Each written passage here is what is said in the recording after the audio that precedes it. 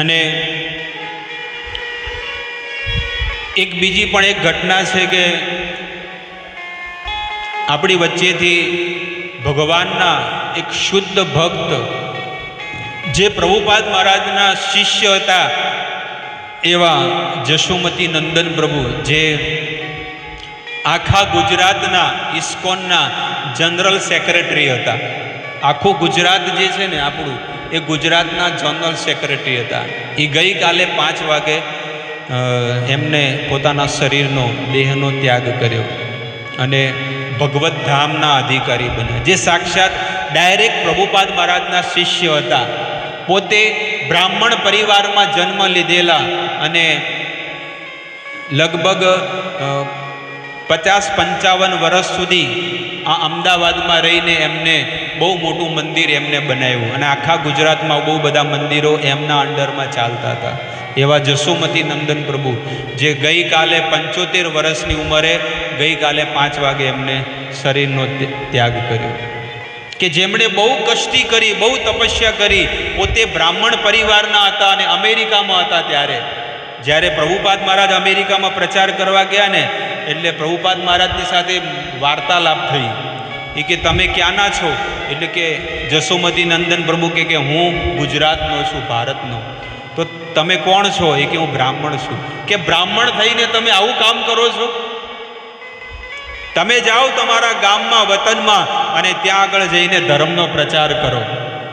એટલે એ ગુરુના આદેશનું પાલન કરી અને અમેરિકા જેવી ધરતીનો ત્યાગ કરી અને એ ભારતમાં, આ અમદાવાદમાં આવ્યા અને બહુ મહેનત કરી. અને કે છે કે સાયકલ ઉપર સવાર થઈને પણ આ બધા જે ગ્રંથો છે ને, ભગવદ્ ગીતા અને નાની નાની બુકો, એ બુકો બધે ઘરે ઘરે, દુકાને બધે આપતા હતા. અને આજે બહુ મોટું અમદાવાદમાં ઇસ્કોન મંદિર છે. આજે ગઈકાલે જ એમના શરીરનો અંત લાવ્યો, 75 વર્ષ. આખું જીવન કોની માટે જીવન જીવ્યા? 24 કલાક મંદિરમાં રહી અને ભગવાનની સેવા કરીને ભગવત ધામ પહોંચી ગયા. બસ થોડુંક સુખ, થોડુંક દુઃખ સહન કર્યું. શું?